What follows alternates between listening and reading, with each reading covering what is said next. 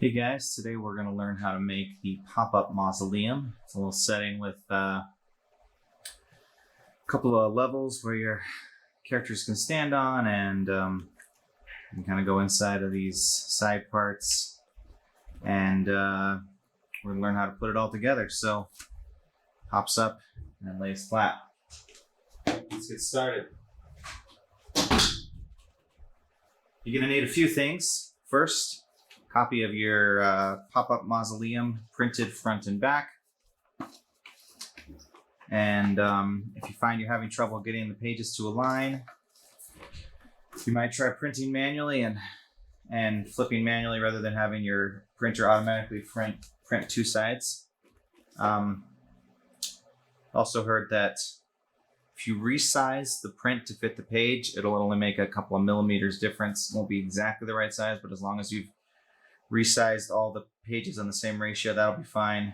And I've heard that sometimes helps with the alignment too. So it kind of just depends on the printer. But once you've got those printed out on some cardstock, you'll also want 2 pieces of thicker material. I've got mat board here. I like it because it's got some weight and it's pretty thin. But you could use cardboard, foam core, binder's board, any sort of thicker board that's going to provide a surface that's not going to bend quite as easily as the paper. You're going to want X-Acto knife, scissors, a ruler, a tool for scoring. My favorite scoring tool is a dried out ballpoint pen. Just remove the ink cartridge and draw until it runs out of ink, and you've got yourself a perfect scoring tool. And you're going to need some double-sided tape or glue. So let's make the base first. The base, these 2 pages here, and we're going to cut those out.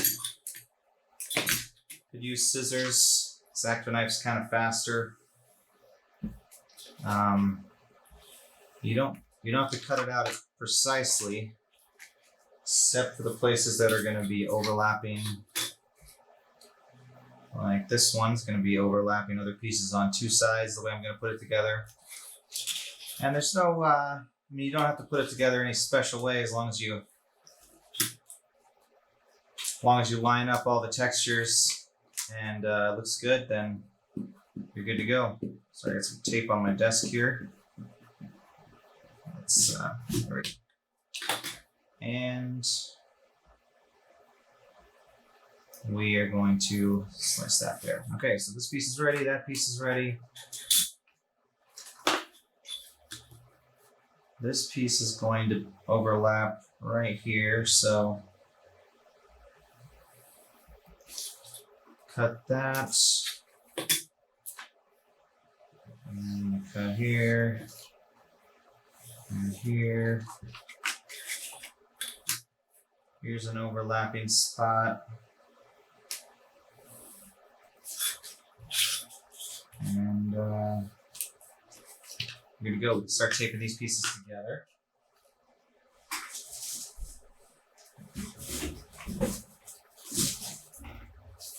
All right. So tape.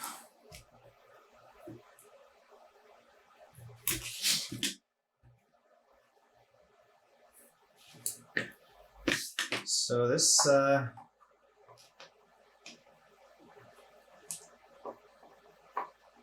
particular pop-up is redesign, retexturing, and a little bit of some of the elements have been moved around of one of the first pop-ups that I designed for our first pop-up Kickstarter. It's called the Fort, and you might see remnants of that. On the page. It says Fort Parts, page 2, front at the bottom. That's a sort of a historical artifact of when this was the fort, I guess.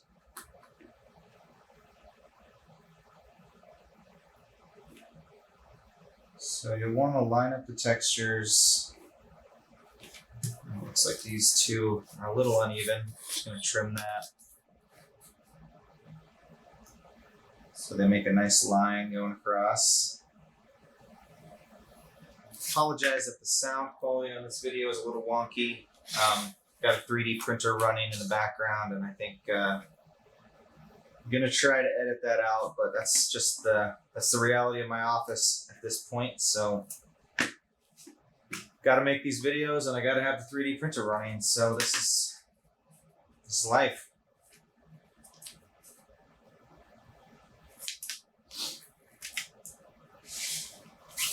Okay, we get this piece on here. We're going to line up the textures as best we can so that everything looks good there. All right, and that's our hexagon. We're going to tape this to these next. So first thing we're going to do is score this part. Score right down the middle. And that's going to let us fold it along that line. It's important. We're going to tape all the way around the edge here. And tape it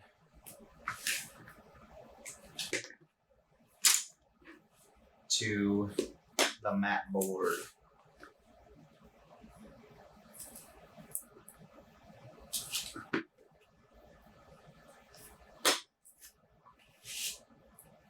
The mat board.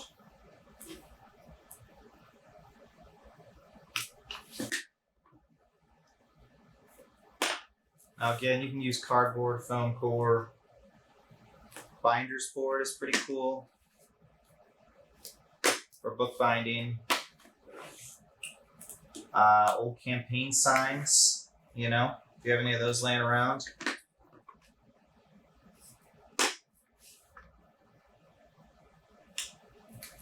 I'd say you got to be a step up from regular poster board, and I think you're there, right? I mean, the mat board is definitely thick enough, but you could do it with less, you know.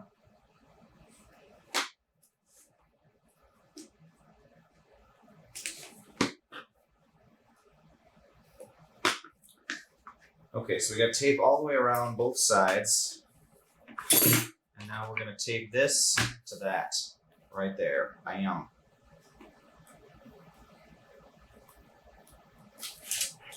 So I'm just removing my backing material from my tape.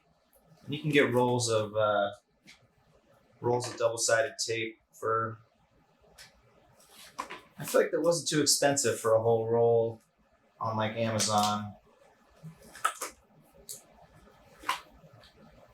But basically, you're going to need I'd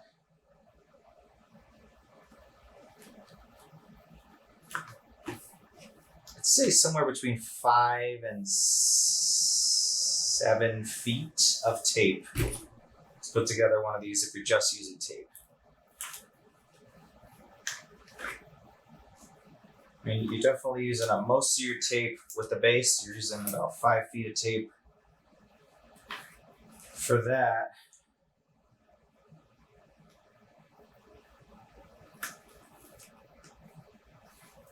Maybe closer to 7 just for the base, actually. So, all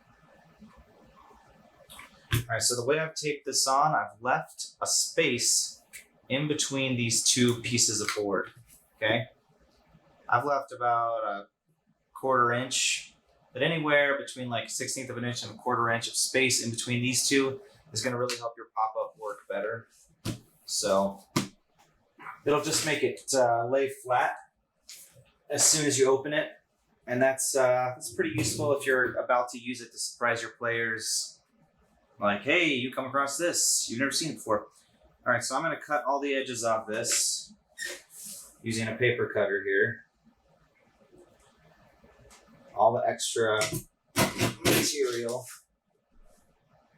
I mean, you can trim this with scissors, with an X-Acto knife, but if you have a paper cutter, you know, you're probably just excited for any chance to use it, like me. And so you're gonna use it, obviously. Okay.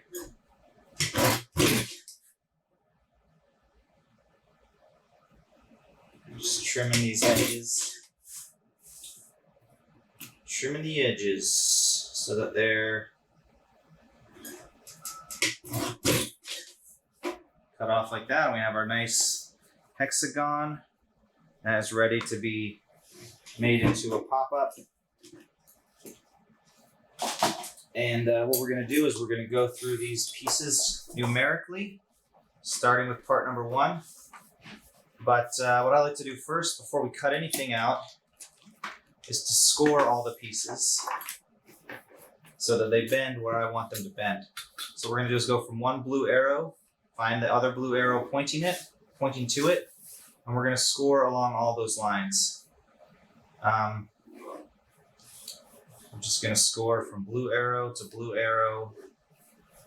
Everywhere we see one arrow pointing to another arrow, we're going to kind of indent the paper with our scoring tool so that it bends there before it bends anywhere else. And if you're a little bit off the line, it's not going to matter that much. It's paper. It's got a little give to it. But the important thing is that that's close, pretty close.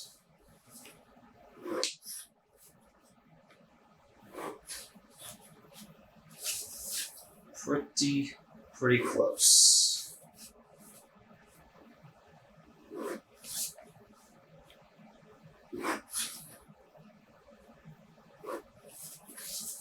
Okie doke. That is it right there. Let's start with part number 1. Part number 1 is number 1 because it would be tricky to attach later. Not impossible. I've definitely assembled this setting and its precursor, the fort, and forgotten to put this part in. I had to go back later, and you can get it in there. You kind of have to fold the paper a little bit, but this way is easier. So that is the way we're going to do it, numerically. Part number 1. All right, this piece folds right here. Valley fold. You got 1 to B is the label on the bottom. And so we are just going to attach 1 to B right there. So it just goes right in the middle. And that's it. That's what that's supposed to do.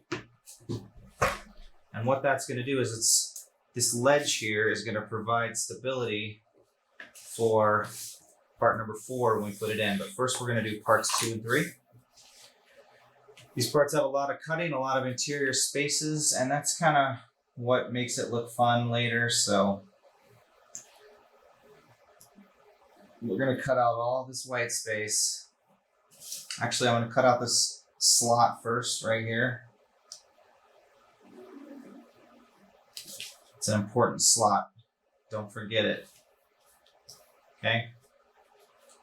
And then we'll cut out all these white spaces, and that's, you guys can stand up there, your archers. They'll have partial cover on top of this mausoleum.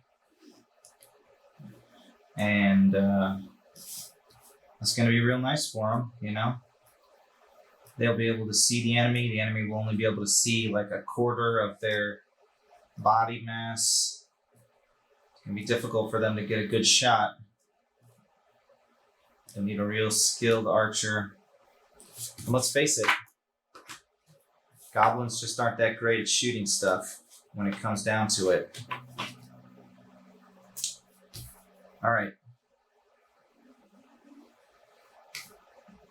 So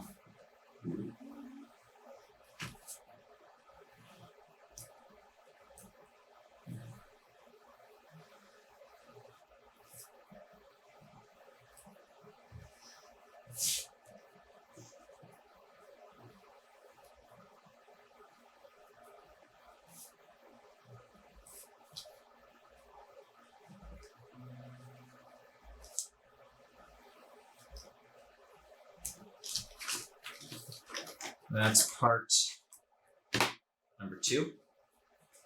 On part number 2, the folds go right there and right there. There's a little fold right there. And then this fold comes out. And we're gonna put some adhesive on there.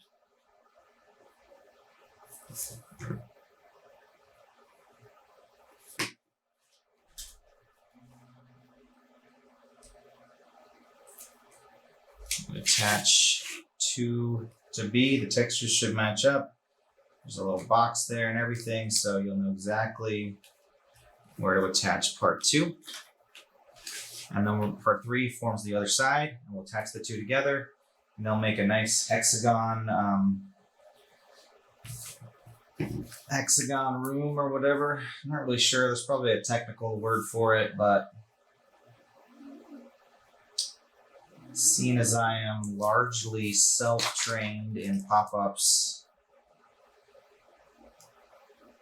I don't really know the technical terms. It's a hexagon room, okay? That's the technical term for it. And how a hexagon room works is you have 2 parallel walls, and those walls pull up the other 4 walls of the hexagon because they're attached to the base.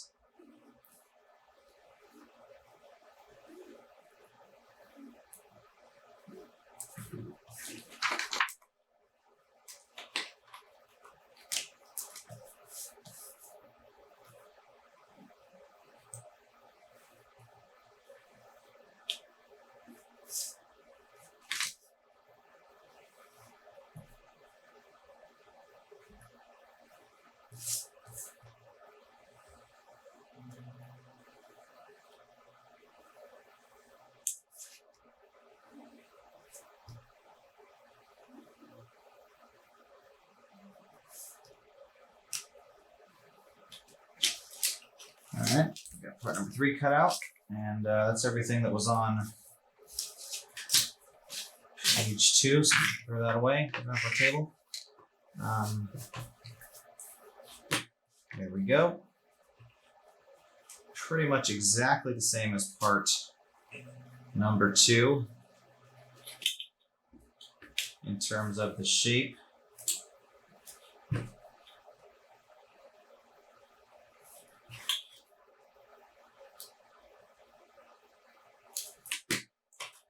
Line up those brown textures and attach. Then we're going to attach 2 to 3 1 and 2 to 3 2, these side pieces.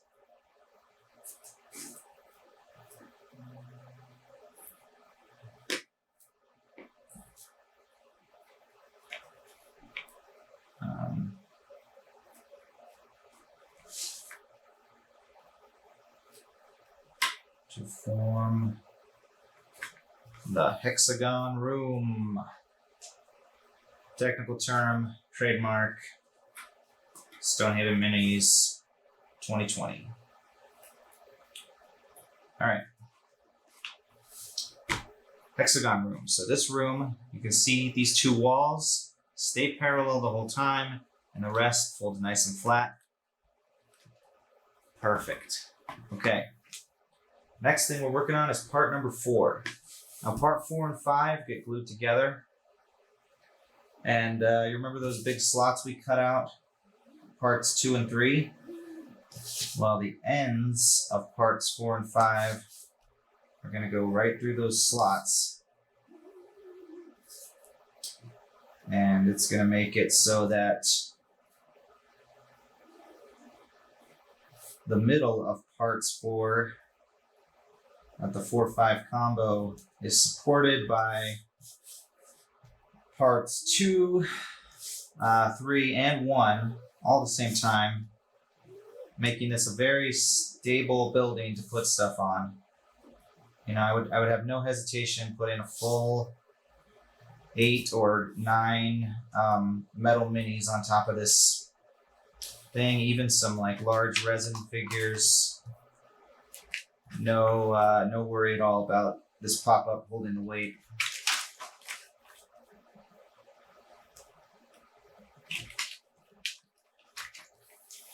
So that's part 4. I'm going to go ahead and attach part 5 now. Just because the original way I designed this, it used to be printed out on a 13 by 19 piece of paper. With a 13 by maybe 20-inch piece of paper. Anyway, the point is, nobody had printers that would print that size except like Kinko's. So this way is definitely easier to do, easier for me to even test.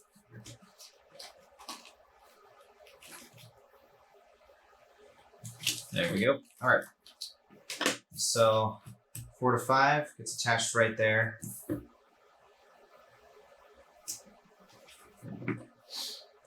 And because this part was printed on the back, I'm going to try to line it up so it's right in the middle of the front instead.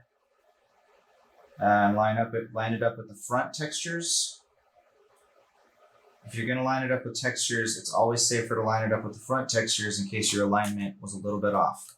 Okay, so this is the part, this is the 4-5 part, and the folds are going to be a valley fold in the middle, mountain folds here and here, and valley folds for the adhesive tabs. Okay, and this part is going to go in here so that one side slots out that side.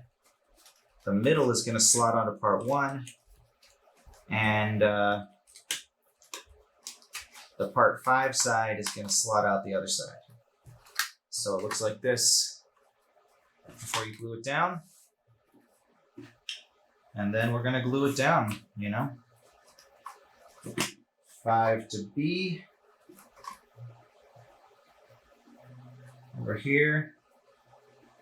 I'm just sort of going to make these 2 little antechambers with doors on either side of this mausoleum. You know, there's probably some spooky noises coming from within. No doubt. No doubt in my mind. All right. So that all works. That all lays flat. We're looking good. So I'm going to skip a few parts and do the tabs now because they just attach right to this part in the middle. Get those out of the way. So with the tabs, what we're going to want to do is cut out all of these slots first.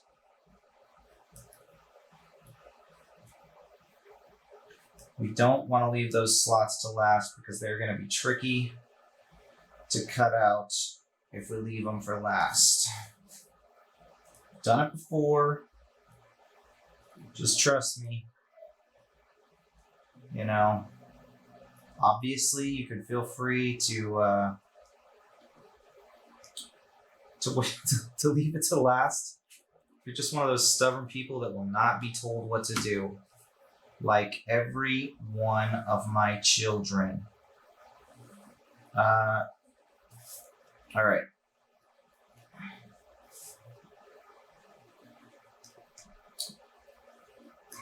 Bam.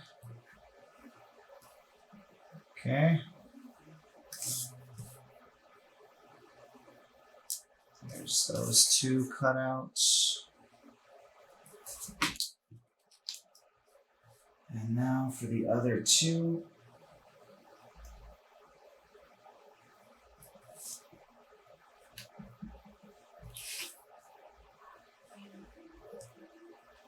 Got all these tabs on there.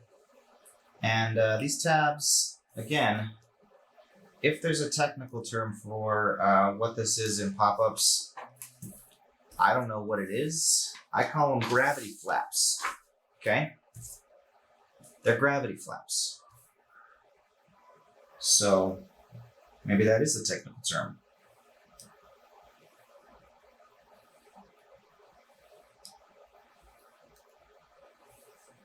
But they're very useful for making a pop-up that seems like it has an enclosed space within it, which is what we're aiming for here. I just dropped some of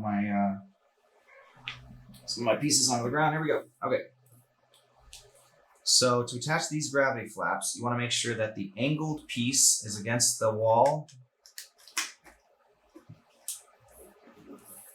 Make sure there's an angled piece, this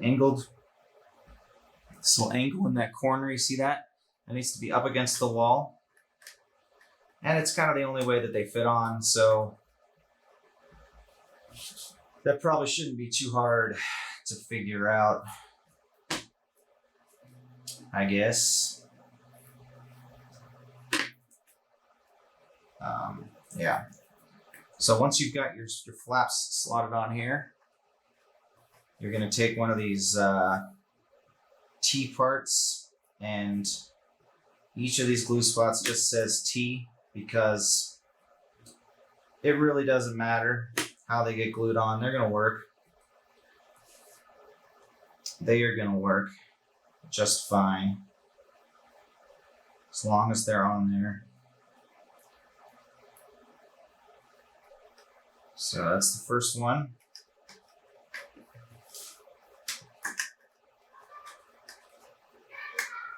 And now I'm going to do the next one. Easy enough. This is actually a place where I think it'd be easier if I used glue than tape, but because of the dry time, I'm using tape.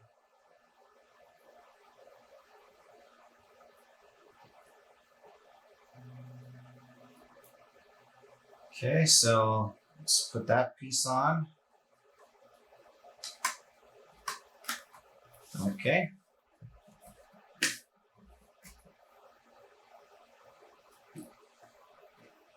We got 2 more of these to go. I imagine this mausoleum was something like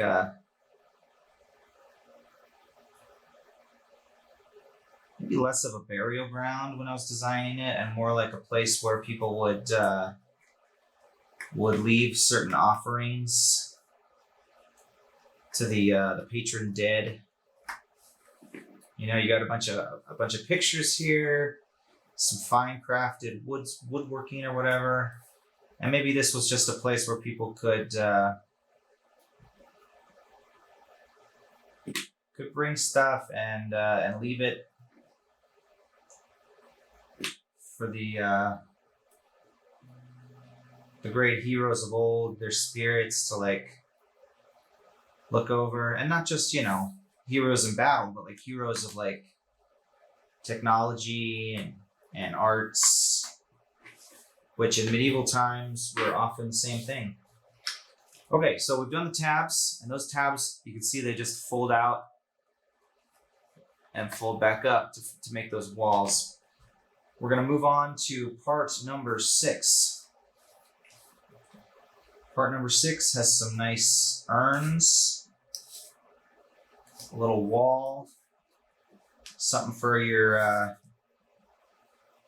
folks to maybe hide behind or something.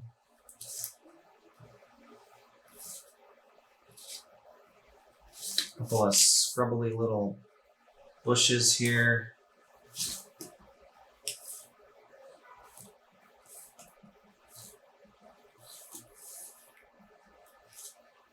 Yeah.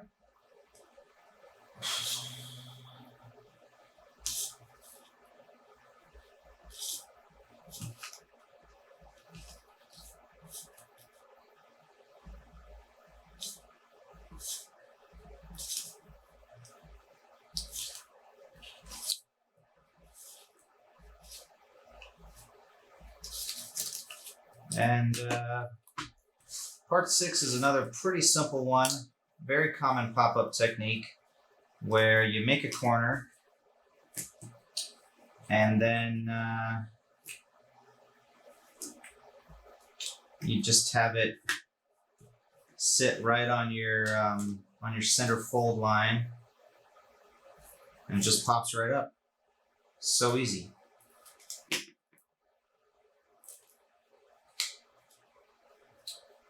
So we're gonna put that right there. Okay, so that's gonna work, and part 6 is gonna provide the power for part 7, which is this fallen statue of Probably a philosopher or like a Jedi or something. No, not a Jedi. That's trademarked. Never mind. We can't say Jedi. A statue of a guy in a robe of some sort.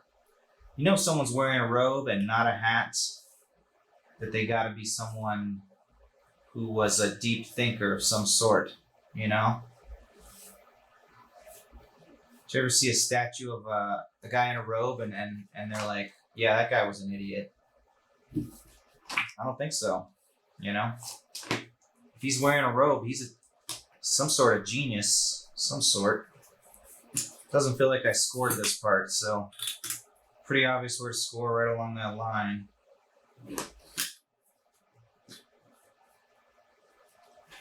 Okay. And it's conveniently labeled 7 to B. So that's pretty easy to find where that goes. Bam. And I'm going to go ahead and do part 10. I can see part 10 connects part 6 and 7. It's out of order, but I'm already right here on this side of the thing, so might as well glue that on while I'm here.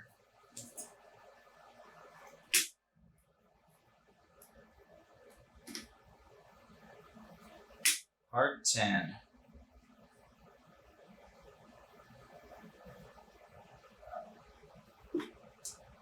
And that just goes right. 10 to 6 goes on one side, 10 to 7. It makes a little table in between the two of them. There you go. That's part 10. So we're just go back to part 8. Part 8 has a lot of cuts going different ways. Oh my gosh. Sometimes I look at these and I think, why did I do it that way? Did I really want to do all those cuts? The answer is heck yes. I really enjoy cutting paper.